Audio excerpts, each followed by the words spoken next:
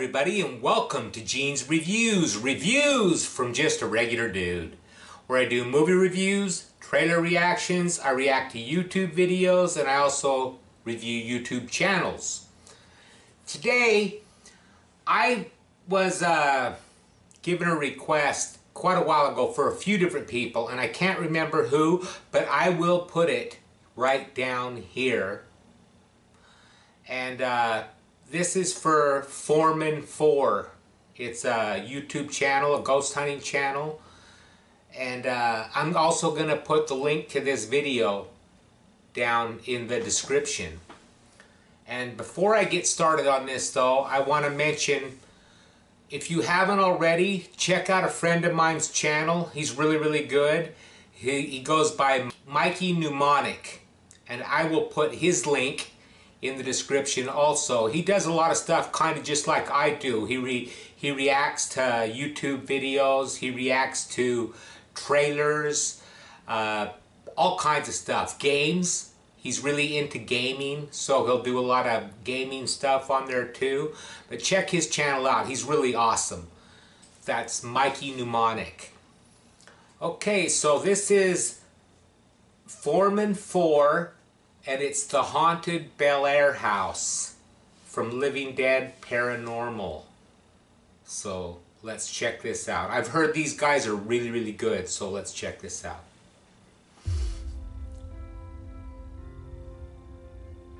I found this house on a foreclosed list and I called the realtor. The next day the bank called, they accepted the bid, and we were moving in a couple weeks later. We found out that the house had sat empty for about 4 years. But shortly after we moved in, I'd say maybe 2 weeks, we moved in July 4th weekend. I was asleep on the couch and I felt the cushion go down, and I opened up my eyes to an apparition. It scared me. I didn't know what that was. I had no idea. And that was the first paranormal experience that I personally had in here. They pushed him through the second-story window. Then it became very physical and it became very violent. And that's when my son and I left the house. But back then, I think that's enough that would make me want to leave. And my gut just said, get out, just leave. When you deal with what's in here, you want to get as far away from ghosts, God sometimes. You really walk that line of what the hell just happened. We walked away from this house and we knew that we were never coming back.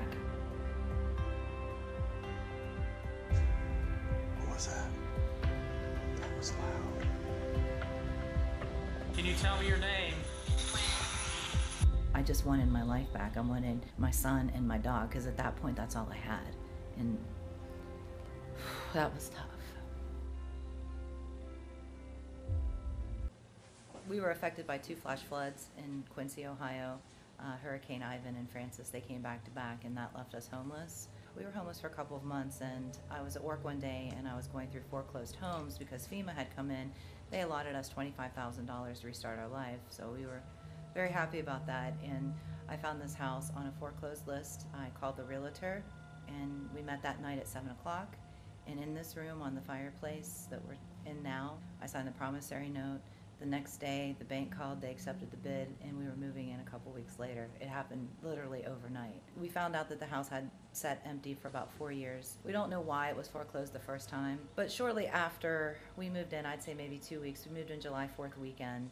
I don't remember the year, because it was almost 10 years ago, I think, 10 years ago. I was asleep on the couch, and I felt the cushion go down.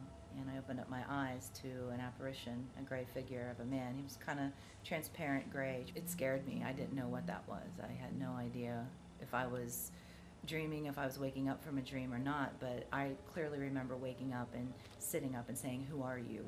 What are you? What do you want? And he got up and I could feel the cushion come back up, and he walked into the foyer and he vanished. And that was the first paranormal experience that I personally had in here. So right now, He didn't want to talk to her, I guess. me and Rocky are up here in the attic. We're going to start up here and we're going to work our way through the rest of the house, hit the second floor, first floor, and then the basement. So with any luck, hopefully we'll be able to document and capture some of the evidence on video or audio that people have experienced. So there's been reports of people being attacked here. Investigators happened to go to the hospital You know, one guy almost pushed out of one of the second floor windows. So we're going to start with an EVP session up here. Up in the attic, there's reports of hearing disembodied voices, footsteps, seeing dark shadows. So that was really the main reason we started our investigation up in the attic. If there are any spirits up here with me and Rocky, we're just here tonight to speak with you. So if there's any way that you can communicate with us, if you can talk to us, or you could move something or knock on something, we would appreciate it. Is there anybody in the attic up here with us right now?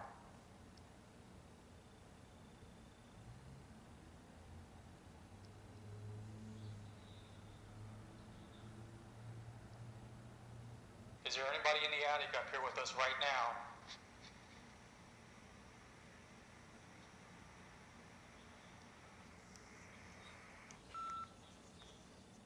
Emily, if you're up here, could you say yes or no, please?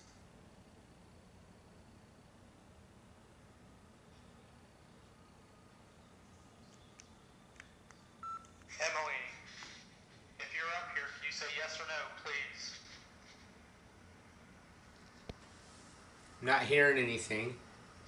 A little girl named Emily Davis came through the ghost box. Can you tell us what your name is? And she said, Emily.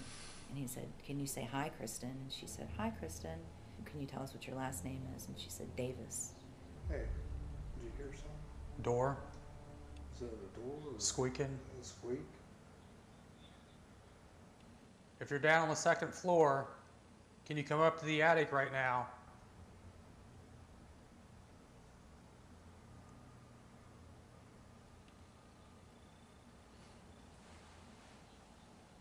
My son's father, who was here with us in the beginning, he would always be in the attic, and he hardly ever come out of the attic. He would always stay in the attic, and his whole demeanor changed, his whole behavior changed. He wasn't that soft, loving, fun person. He became very violent. He became very confrontational, and that's when my son and I left the house the first time. But my oldest son, he stayed in the master bedroom, the very back bedroom, and he didn't feel comfortable in there. About 3 weeks after we moved in, he went to live with his dad.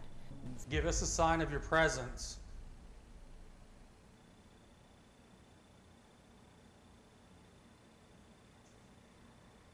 The alarm, did you hear it? Did it beep? Or something woke up?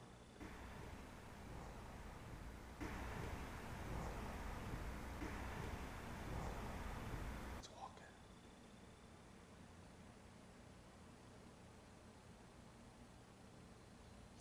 There's the alarm. There's footsteps and something's walking. It's still chirping.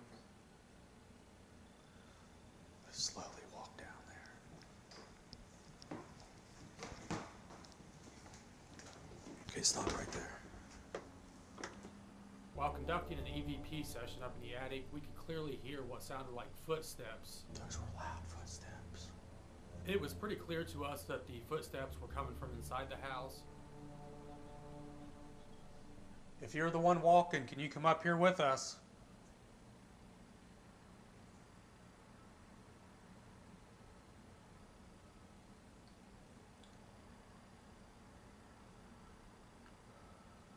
There it is again.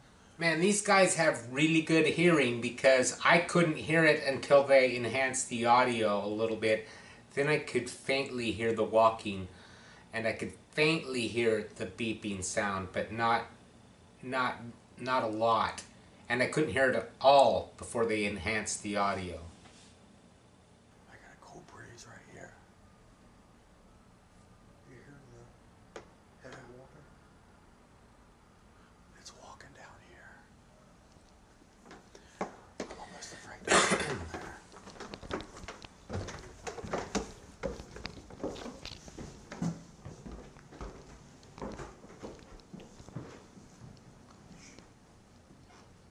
Sound like it's running.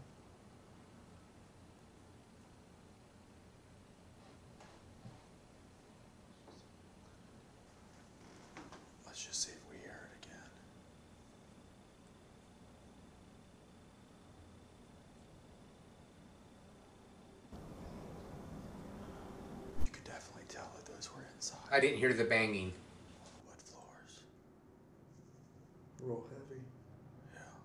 The door opened, and it was cold. It was just, it was very cold. My dog Bella was here. She's no longer with us. She's crossed over, but she started barking, and she was thrown up against the wall. I was on the bed. I couldn't move. I was paralyzed. It felt like something was holding me down, and I saw this mass, this black energy just come into the bedroom, and it was paralyzing. And Bella at that time was thrown up against the wall. So I got up as best as I could after, pleading the blood of Jesus Christ in my head and screaming for St. Michael. I've never witnessed or had any kind of experience like that in my life. It was dark. It was evil. I don't know what that was. After hearing these footsteps, Rocky and I decided to head down to the second floor just to see if we could get a better idea of where the footsteps were coming from. The minute you step foot onto the second floor, you immediately get this creepy feeling, and you just get the sense that something's watching you. I've had that type of feeling before. It's not good. It's really weird to say, but videos like this, where everything's not real obvious, I tend to believe a lot more than the ones that are really out there, because the others just come across as fake to me. These guys so far seem pretty trustworthy. I think I believe it a little bit more. Where she was held down on the bed, and where her dog was slammed against the wall. She knew that it wasn't good. And then as soon as I started praying, I released one hand because I was like this. All I could do was just move my eyes. As soon as I released the one hand, she jumped up on me, and then she was just like that, just thrown right up against the wall. The second floor seems to be the epicenter of most of the activity that's taken place inside the BelAire house. So we believe that that's clearly where the footsteps were coming from. There's a voice right there. You know I don't know what it said. If you're trying to speak with us, could you tell me your name?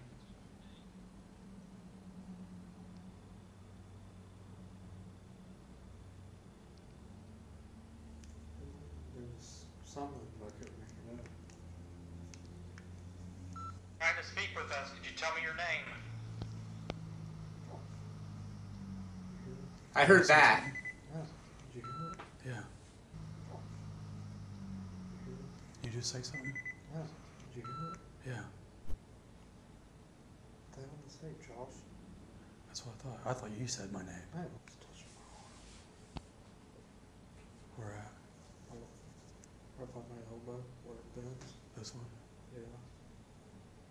It's like it's getting numb. Are you touching Rocky right now?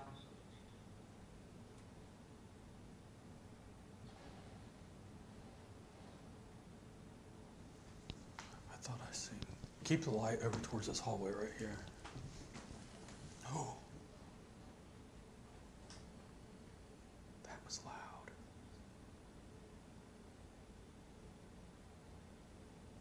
If you just knocked, can you do it again, please? Gosh, touch my pant leg. It's touching me. It's still moving. That was loud. It goes dum dum dum. Did you hear the knock? There it is again. I'm gonna knock. Can you repeat what I do?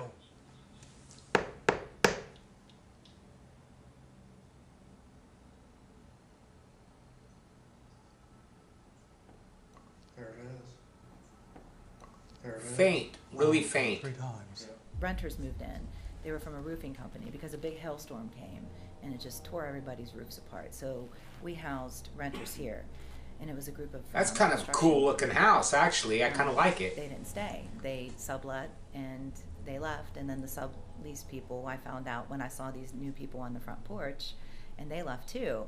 So at that point in time, I was like, look, we can't, nobody's going to stay in that house. Nobody will stay in that house. And they've all reported things, activity. So I filed bankruptcy on the house. And it was in September when we went to court here in BelAire to finalize the bankruptcy.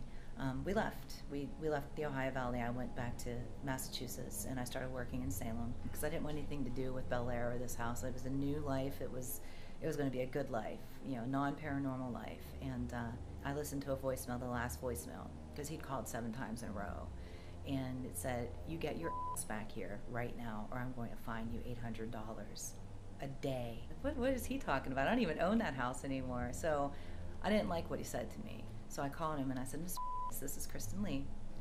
I don't own that house." And he says, "Oh, but you do." And I said, "No." He says, "I know you think you filed bankruptcy, but you better call your attorney. I'm not going in that house. If we go in that house, somebody's going to die, and I don't want to die today." And the fear that I had of that house back then, it was that fearful. And he said, "So what do you want to do with the house?" I said, "The village can have the house. You all can have the house. Yeah. And I'll just go about my way." And he said, "Well, we can't just take it from you." I said, "Then give me a dollar bill and we'll just call it even." We stood here and he said, he pulled me aside and he said, "Look, why don't you open this house up as a paranormal attraction and build some revenue for our village?" And I said, "I don't want to do it." I said, "If you want to do it, Why don't you do it?" I don't want any part of that because somebody's going to get hurt. You think those footsteps are coming from downstairs? That's where the alarm went off. I don't know, the alarm went off down there, but You want to just keep working? maybe it went downstairs. I mean, the other alarm's down there right now. What are you doing? Did you fall? Didn't we shut all the lights off down here? Yeah. That light's on.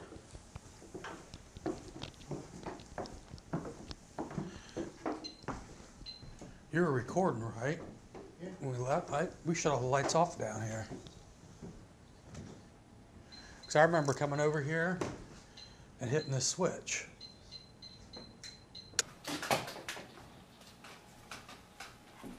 Hold on 1 second. All right. Did you turn the light on in here?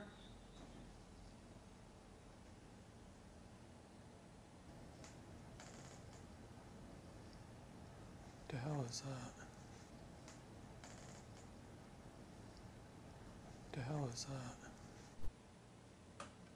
Okay, I heard something, but I couldn't tell if it was the floor creaking under their feet or if it was above them. Let me know what you think. A lot of people think, "Oh, she sold 20,000 copies of the book." Well, I didn't write the book to make money. We walked away from this house, and that was it. And we knew that we were never coming back. And that's why I wrote the book for the next homeowners of the house. I wanted them to know what was in this house. If they have activity, they're going to want to know who to contact, where to get help. I want it out. I just 20,000 copies ain't a hell of a lot anyway. And my dog, because at that point, that's all I had. And that was tough, you know. By the time the publishers But, paid it and just everything became else, you might have very made a couple popular, $1,000. you know. And Jeff, the goat, everybody calls him the goat.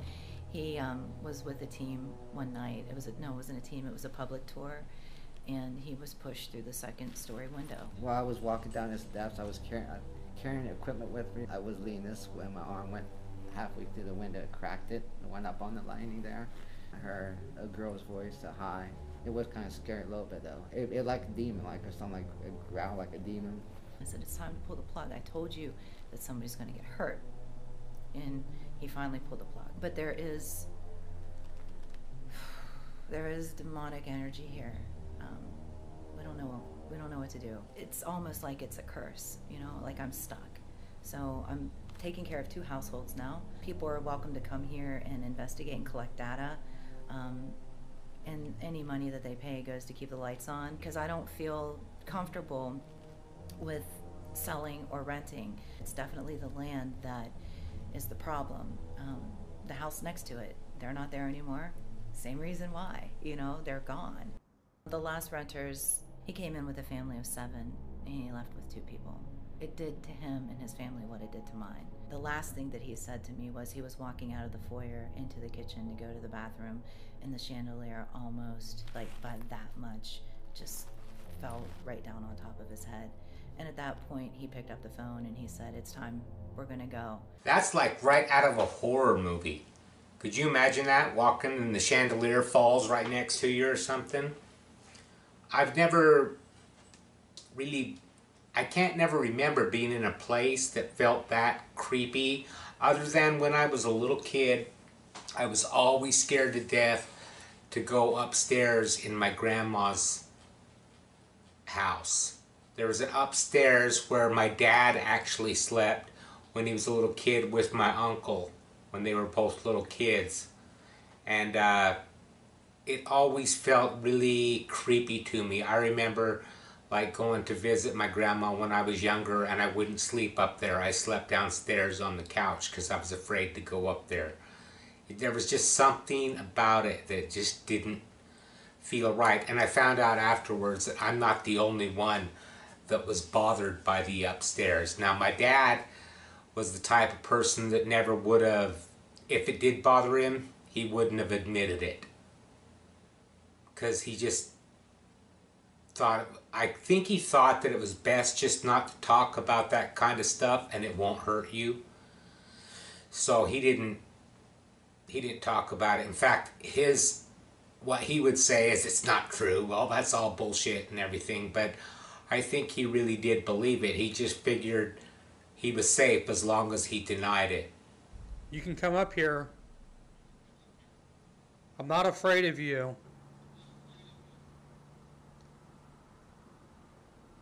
And maybe that's true. What? Running. Where at? I think upstairs. Go ahead and run. We're not going to chase you.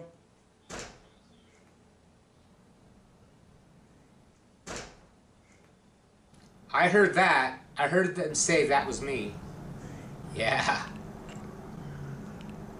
Did you just hear a laugh? You hearing that? Yeah. Sounds like it's upstairs. Sir, are you upstairs?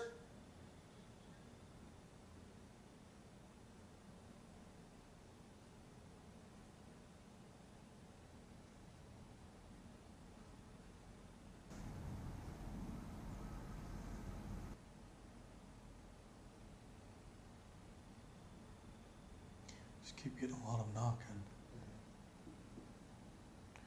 Knocking and walking.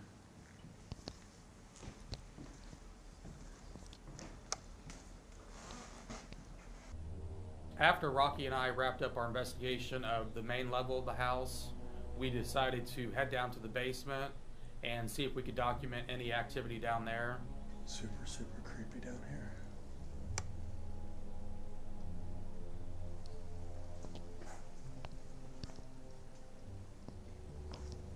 Remember, like he said earlier, they got the night vision going so that we can see what's going on, but to them, it's complete blackness. They can't see anything in front of them. Not even their hand in front of their face. Are you down here?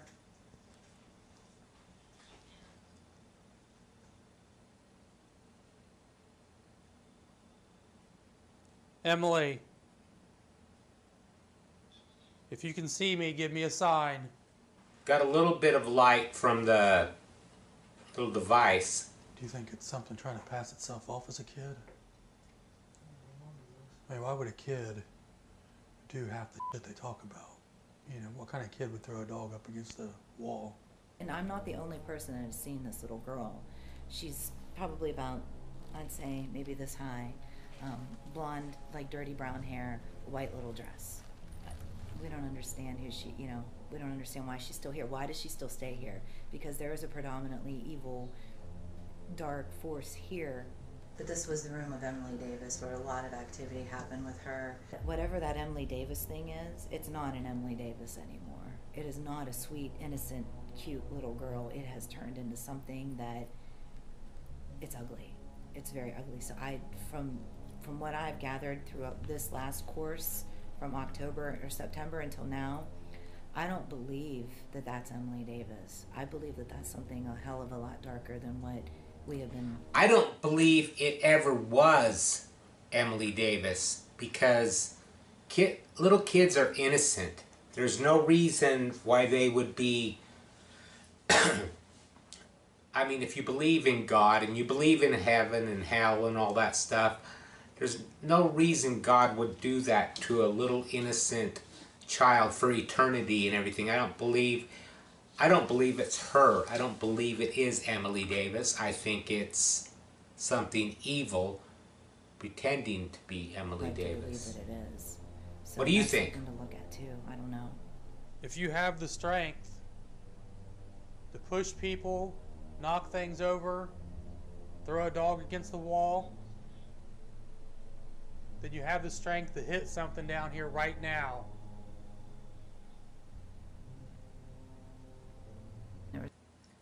Okay, I'm glad he didn't do that. I thought he was going to say, try hitting me or something like that.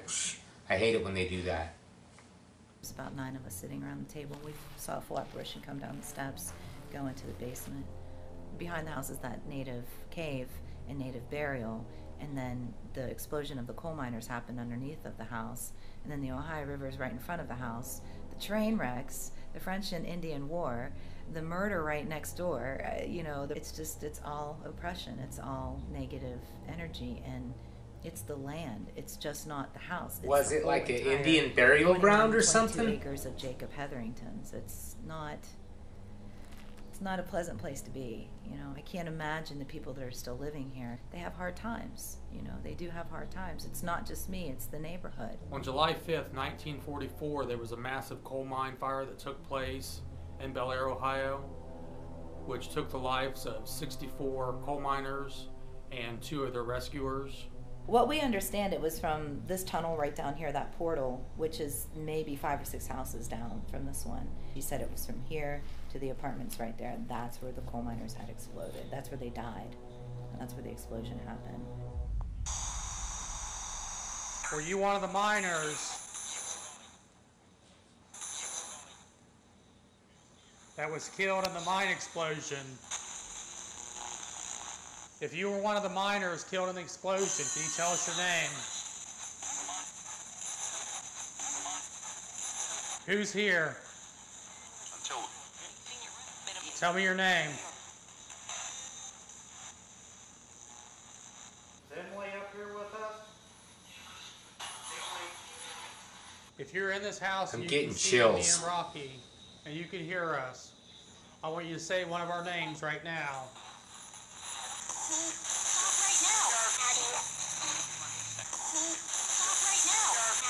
We're a little girl. I think she said daddy. Can I speak with Emily? Maybe. Why can't I speak with her? Who are you?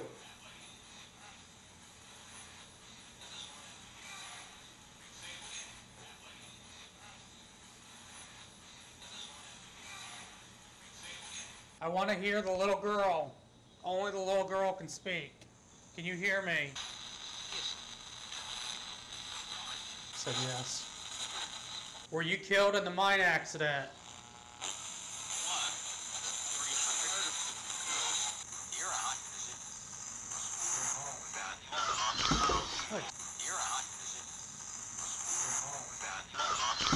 Something just freaking hit me on the side of the leg. Is that your house?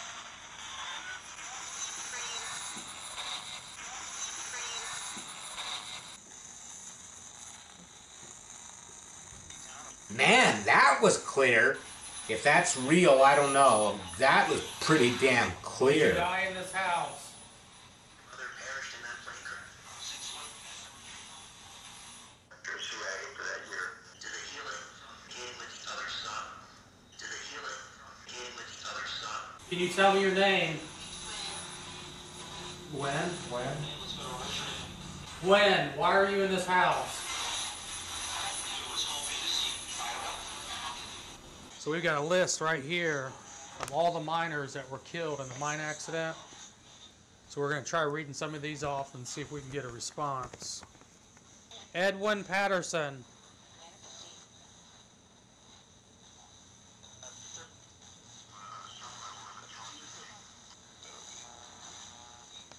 George Fulton.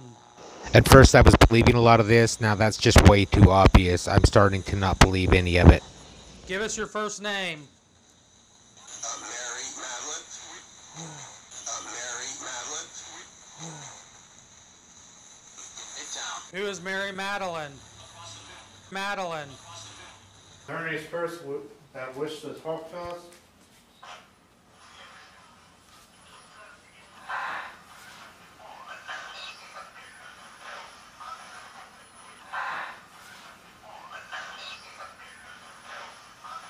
I think what we should do is when we sleep in here, set cameras up, one on the bed, and then one facing out this way. I still like these guys, and I believe a lot of what they were doing at the beginning, but I think a lot of this at the end here is really fabricated. That's just my opinion. Don't disclose anything about your family here. Don't say their names. Don't say anything. Be careful with that part of it. You know?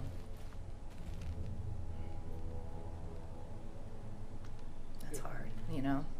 It's tough. And what are you feeling right now?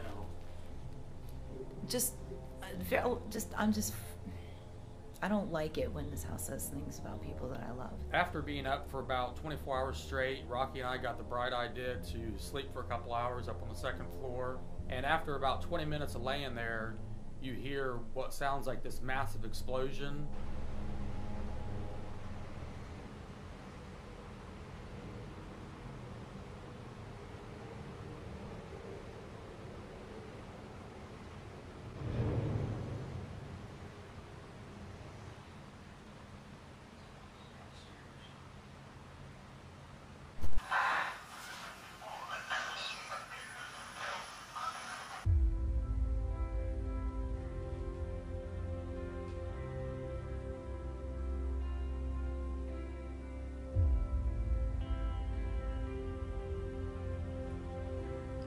I don't know.